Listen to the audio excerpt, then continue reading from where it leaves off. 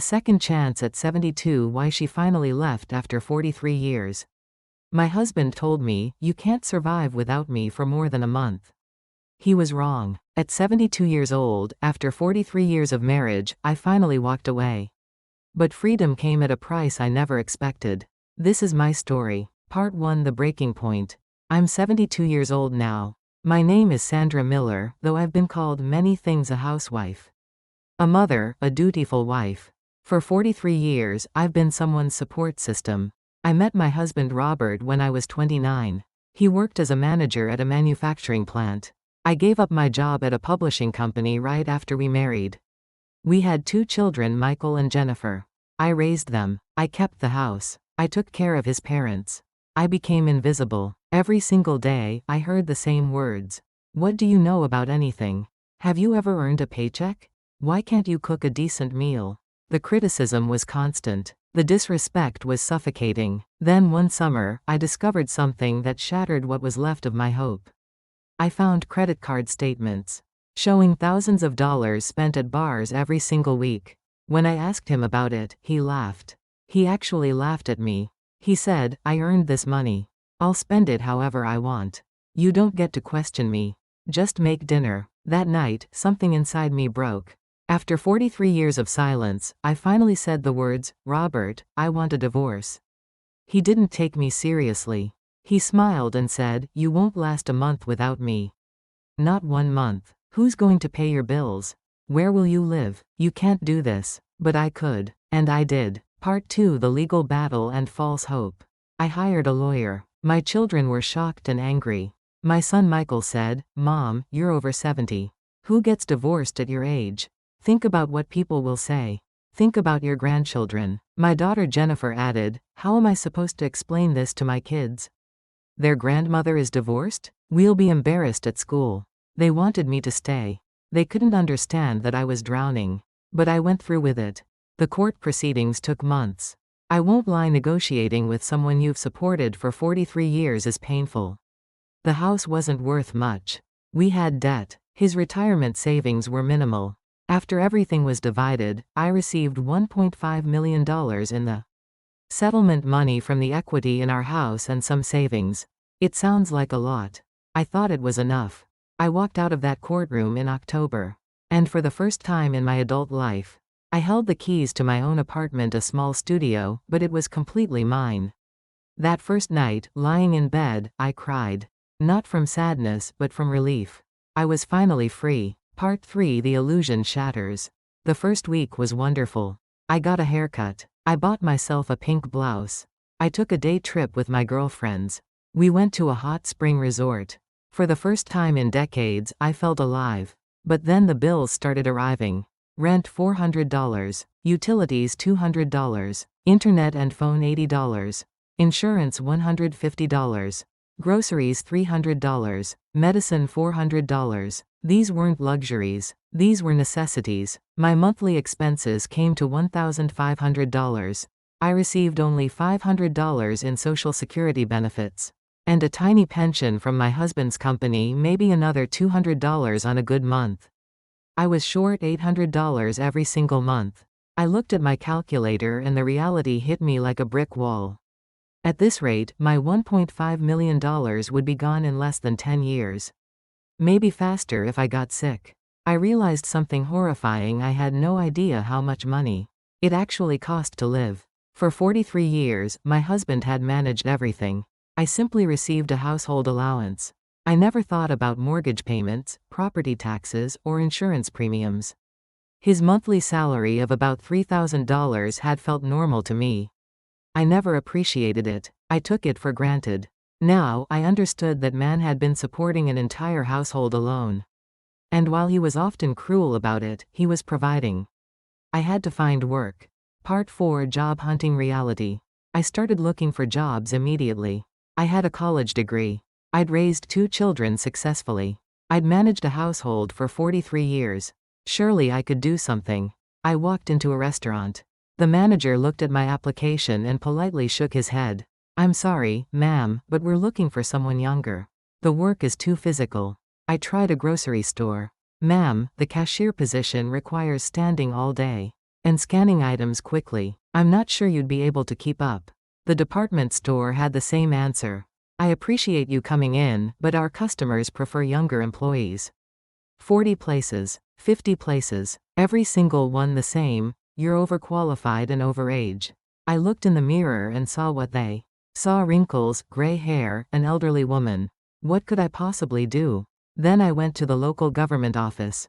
A kind social worker told me about the community jobs program, a government initiative that employs seniors for public work, street cleaning, park maintenance, trash collection.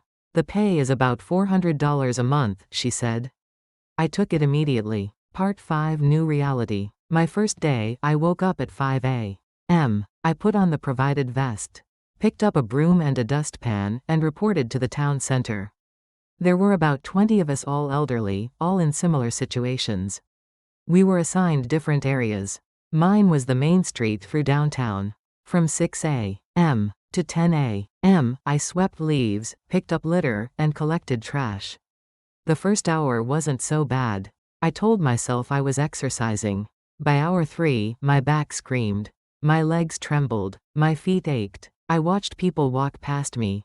Some averted their eyes. Others stared. One woman I recognized from my yoga class walked by and whispered to her friend, looking at me.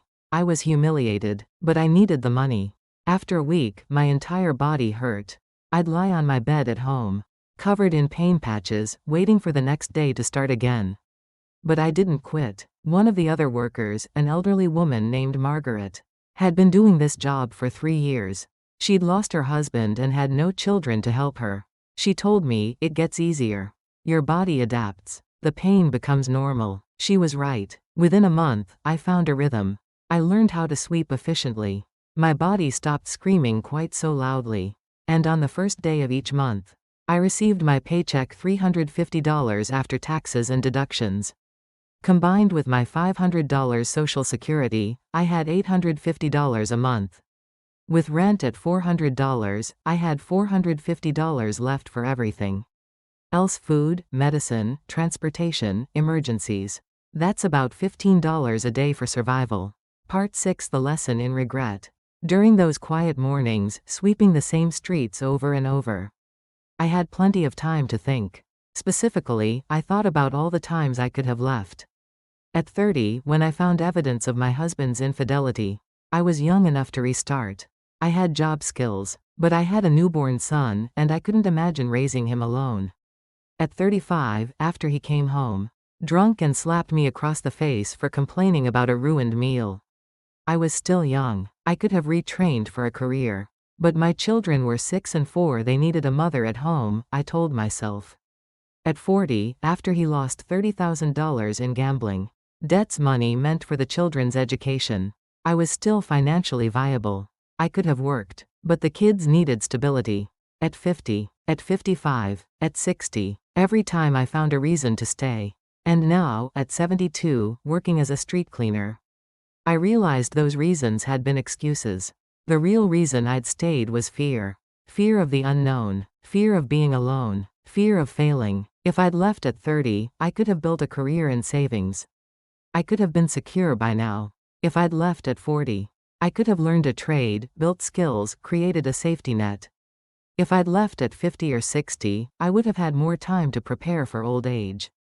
But at 72, I was starting over with nothing. My children didn't want me. My options were limited. My body was failing. I had taken my second chance, but I'd waited far too long. Part 7: The Scam. Then I met Frank. He started working in the community jobs program in May. He was 74, well-dressed, kind, and unlike the other men, he paid attention to me. He brought me coffee. He helped me with heavy bags. On rainy days, he held an umbrella over my head. For the first time in my life, someone was taking care of me without keeping score or demanding anything in return. When Frank suggested I meet him for lunch, I said yes. When he started talking about investment opportunities, I listened. "Sandra," he said, "you're losing money just keeping it in the bank. Interest rates are terrible, but I know someone, a very safe investment firm.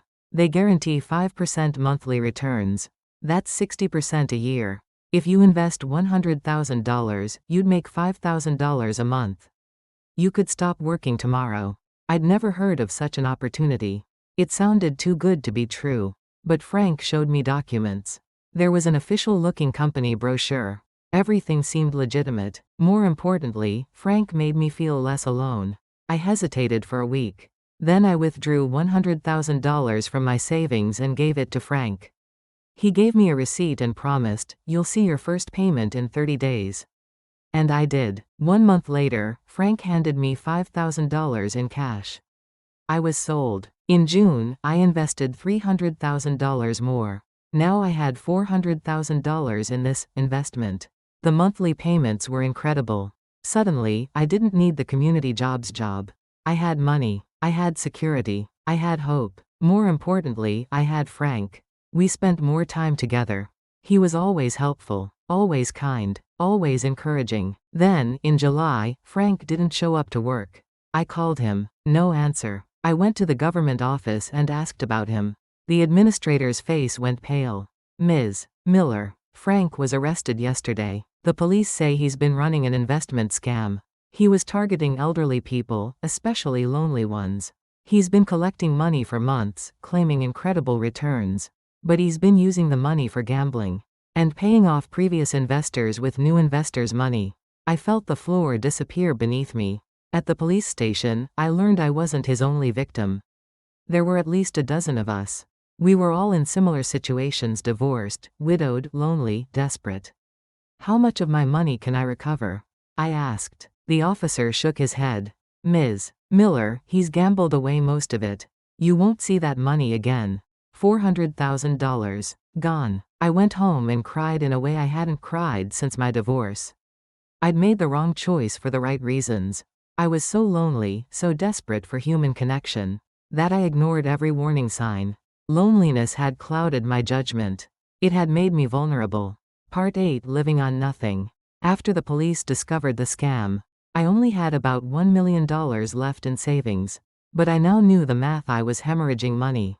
Even with careful spending, I had maybe 8 to 10 years left before I ran out completely. I was 72 years old. Without income, without family support, and without the ability to earn significant money, my future was terrifying. So I kept working. Every morning at 5 a.m., I woke up and went out to sweep the streets. I was one of the oldest workers there, and my body showed it. My knees ached. My back protested. Winter was brutal, but I kept showing up. By November, I'd been divorced for a year. My birthday came. I was now 73. I made myself a simple bowl of soup, just the broth, a few vegetables, nothing fancy. I thought about the past year. I had gained my freedom. But I'd also lost money, lost time, lost my relationship with my children, and gained a profound loneliness I'd never imagined possible. Yet, I didn't regret it. Yes, life was hard. Yes, I was struggling financially. Yes, I was lonely most days. But I was not being disrespected. I was not being criticized. I was not being treated like a failure every single day. There was a dignity in my struggle that I'd never had in my marriage. Part 9: The Real Enemy. One day, a coworker asked me, "Sandra, do you regret leaving?" I thought about it carefully before answering. No, I don't regret leaving that situation. What I regret is not preparing. I regret not having a plan. I regret not understanding my own financial reality until it was too late. The real enemy in my life wasn't my husband, as abusive as he was. The real enemy was my own lack of preparedness. For 43 years, I made a choice I thought was necessary for my family to be completely dependent. I didn't work. I didn't manage money. I didn't plan for retirement.